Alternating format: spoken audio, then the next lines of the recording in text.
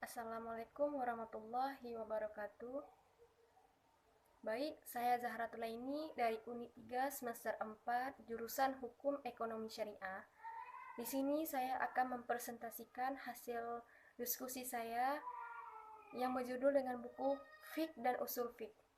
Penerbit dari Frena Media Group edisi 2018. Penulis dari Dr. Nur Hayati, Master Agama. Pengertian fikih dan usul fiqh. Fikih, kata fikih dalam bahasa Arab yang berarti fakiha yafqahu fikhan, yang berarti memahami dan mengerti. Fikih merupakan sebuah cabang ilmu yang bersifat ilmiah, logis, dan memiliki objek dan kaidah tertentu. Fikih itu tidak seperti tasawuf, yang merupakan gerakan dari hati dan perasaan. Dan fikih itu merupakan salah satu bidang ilmu dalam syariat Islam yang secara khusus membahas tentang persoalan hukum yang mengatur berbagai aspek kehidupan manusia, baik dalam aspek kehidupan pribadi, bermasyarakat, dan maupun kehidupan manusia dengan Tuhannya.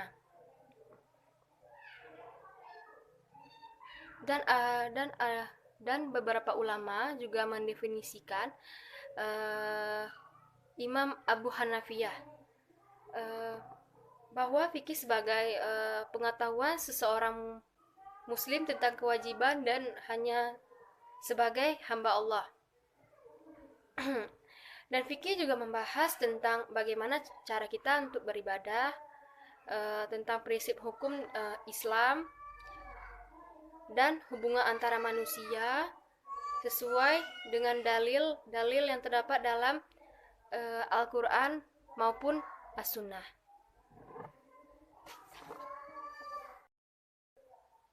Usul fikih terdiri dari dua kata, usul dan kata fikih. Kata usul fikih, kata usul merupakan jamak dari kata as. Kata usul secara etimologis mempunyai arti berasal, asas, atau sumber. Usul fikih merupakan pengetahuan tentang kaidah-kaidah yang membawa kepada usaha merumuskan hukum dari dalil-dalil yang terperinci. Dalam artian sederhana, usul fikih adalah kaidah-kaidah yang menjelaskan cara-cara mengeluarkan hukum-hukum dari dalil-dalilnya.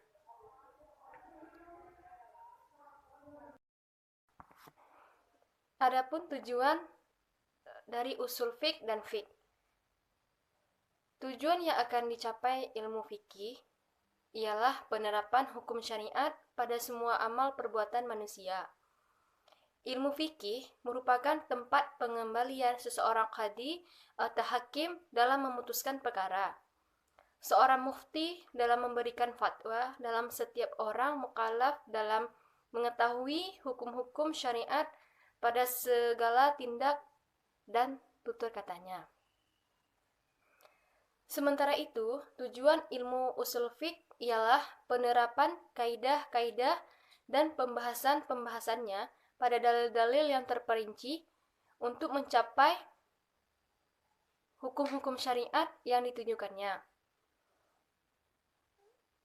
Dengan kaidah-kaidah dan pembahasannya ini, maka nas-nas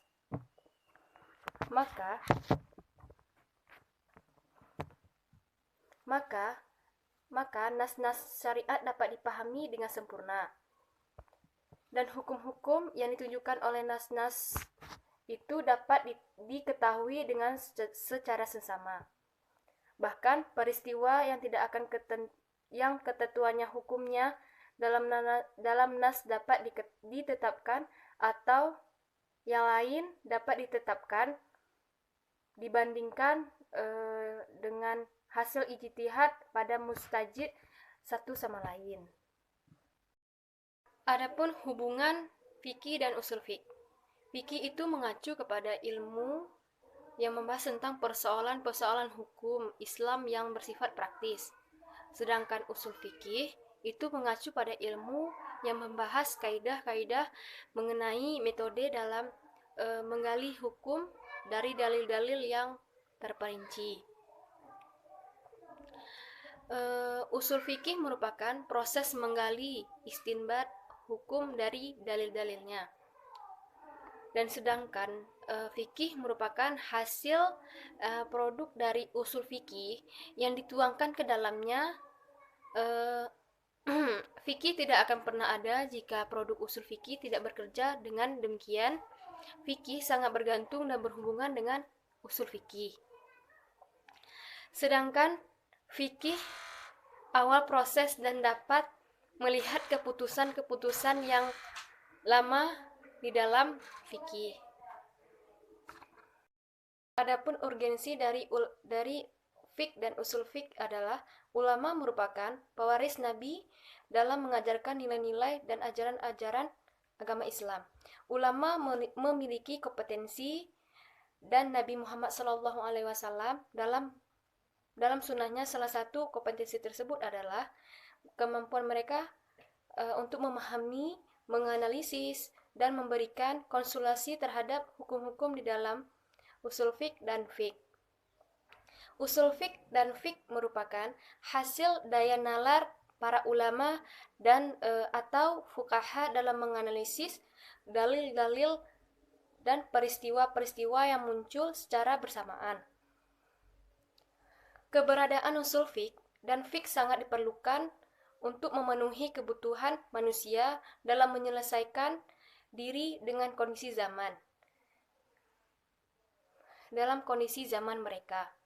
Jika usul fik tidak ada, maka mukallaf sangat sulit memenuhi perintah dan menjauhi larangan Allah Subhanahu wa taala, bahkan beribadah dengan sempurna. Ketaatan dan ketakwaan akan segera muncul dengan menyikapi fikih yang baik. Ini saja yang dapat saya sampaikan. Mohon maaf apabila ada kesalahan. Saya akhiri dengan wabillahi taufiq wa hidayah. Wassalamualaikum warahmatullahi wabarakatuh.